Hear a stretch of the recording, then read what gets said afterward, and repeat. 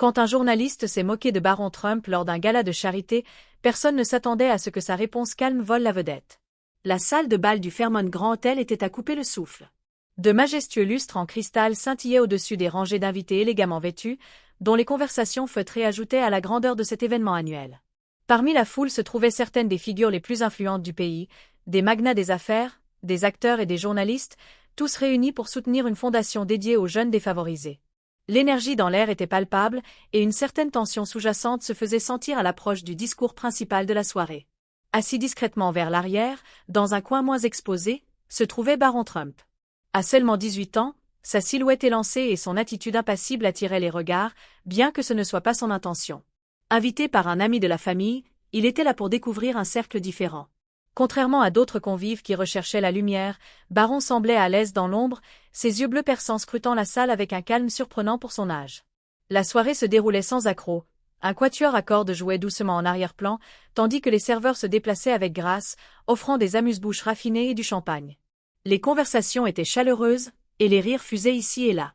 Pourtant, au fil des heures, il devenait évident que tout le monde attendait un moment précis, le discours tant attendu. Le journaliste, une figure bien connue des cercles médiatiques libéraux, avait été annoncé des semaines plus tôt comme l'orateur principal. Réputé pour son esprit acéré et ses opinions tranchées, il était admiré par certains, critiqué par d'autres pour ses propos enflammés. Ce soir, il avait promis un discours qui ferait réfléchir, qui bousculerait les idées reçues. Lorsque le maître de cérémonie annonça son arrivée sur scène, l'atmosphère changea immédiatement.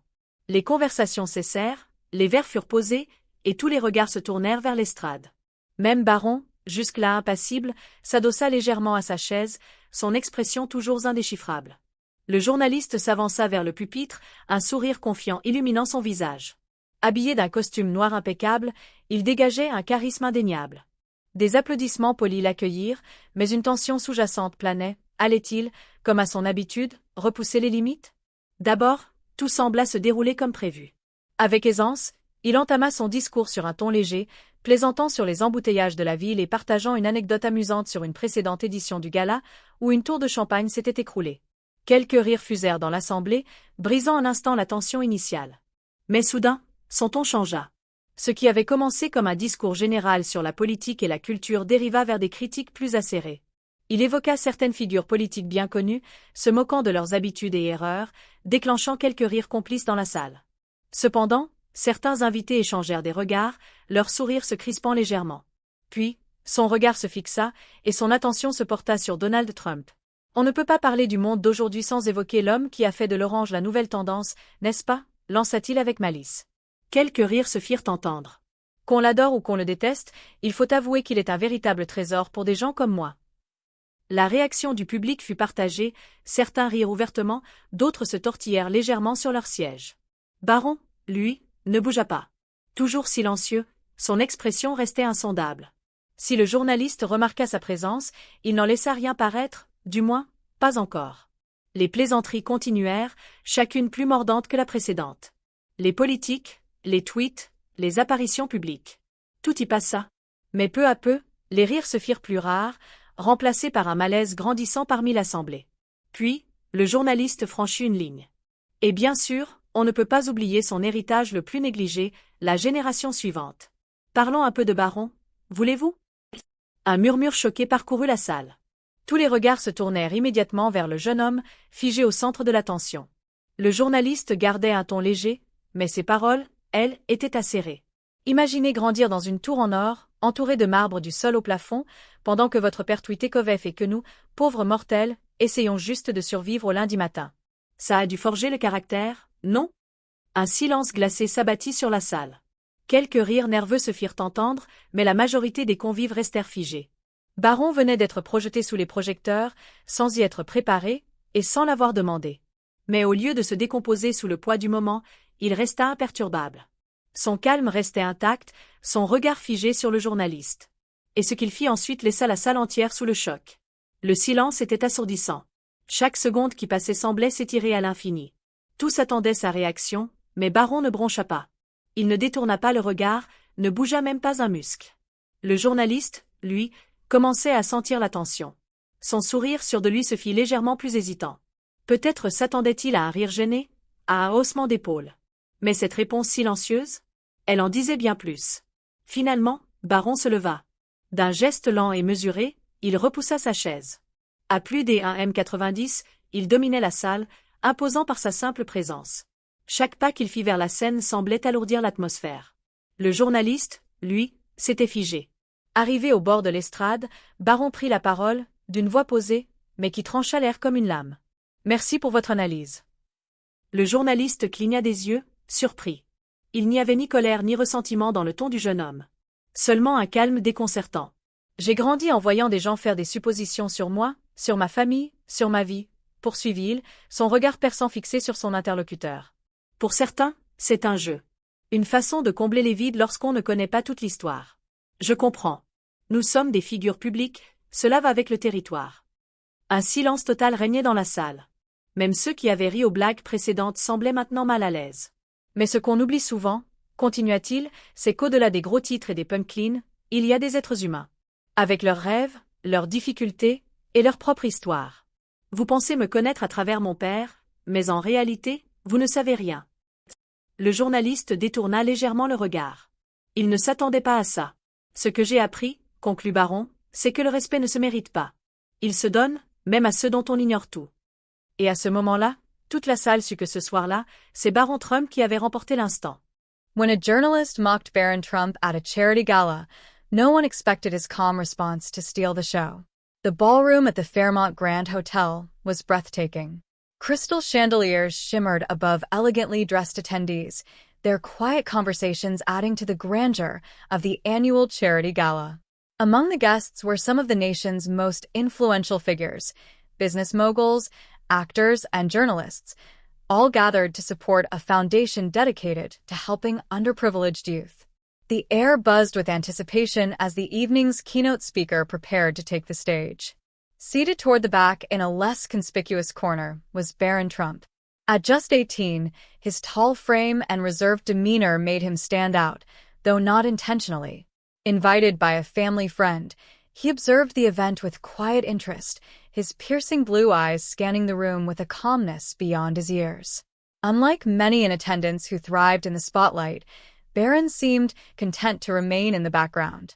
The evening progressed smoothly. Soft music played, waitstaff glided through the room serving champagne, and laughter rippled across conversations. But the real moment everyone was waiting for? The keynote speech. A speech that took a controversial turn. The speaker was a celebrated journalist, known for sharp wit and unapologetic opinions. Revered by some and criticized by others, their reputation for bold, boundary-pushing commentary preceded them. As they took the stage, the audience quieted, their eyes filled with expectation. They started off with charm, lighthearted jokes about the city's traffic and a past gala mishap involving a toppled champagne tower. Laughter spread through the crowd, easing some of the initial tension. But then their tone shifted. What began as general political commentary turned into a direct critique of Donald Trump. Well, we can't talk about the state of the world without mentioning the man who made orange the new black, the journalist quipped. Scattered laughter followed, though some guests exchanged uneasy glances. The jokes became sharper, mocking policies, tweets, and public appearances. Then, the journalist pivoted. And, of course, they continued with a smirk, we can't forget his most overlooked legacy, the next generation. I mean, let's talk about Barron. A collective gasp rippled through the room. All eyes turned to Barron, who sat motionless. His face, now the center of attention, remained unreadable. Imagine growing up in a golden tower, surrounded by marble everything, while your dad tweets about Kofefi, and the rest of us are just trying to survive Monday mornings. That must have been character building. This time, the attempt at humor fell flat. Nervous chuckles came from a few corners, but most of the room sat in stunned silence. Yet Barron didn't flinch. He didn't shift in his chair, didn't glance around nervously. Instead, he remained perfectly still, his hands resting lightly on the table. The silence grew heavier with each passing second, the tension in the air thick. Even the journalist, so confident moments ago, hesitated, perhaps expecting a laugh, a shrug, any reaction.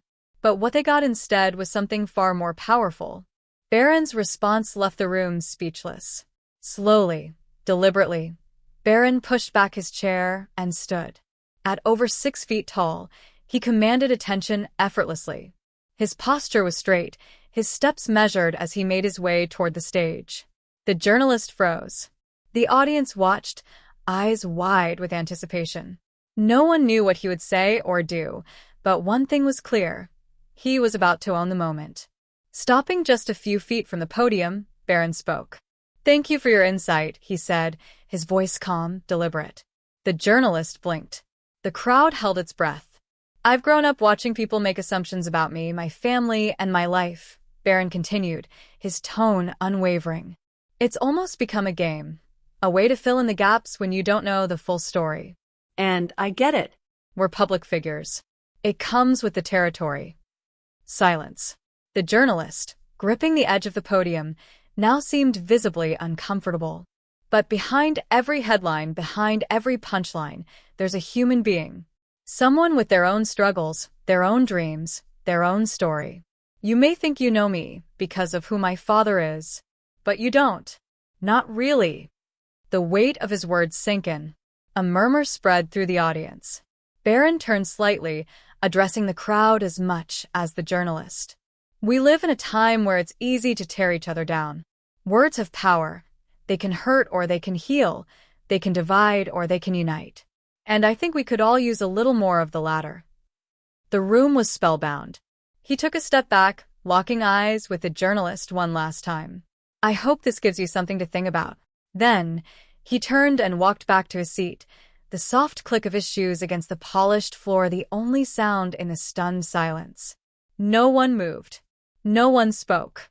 The journalist, who had commanded the stage just minutes earlier, stood frozen, their confidence shattered. Then the applause began. The moment that echoed far beyond the gala. It started as a hesitant clap from the front of the room. But within moments, the entire ballroom was on its feet, erupting into a thunderous standing ovation. Some clapped in admiration, others in redemption, as if making up for the earlier discomfort. Barron, seated once more, didn't react to the applause. He simply nodded politely, not out of shyness but because he had already said everything that needed to be said. Within hours, clips of the moment flooded social media. The footage spread like wildfire. Barron Trump just schooled an entire room on class and respect. One viral tweet read. Another, from a prominent celebrity in attendance. "No matter what you think of his family, this young man just gave us all something to think about." By morning, news outlets picked up the story. Some praised Barron's poise, calling it a defining moment for someone who had grown up under intense public scrutiny. Others debated the journalist's remarks, questioning whether young public figures should be fair game for ridicule. The journalist issued a statement the next day.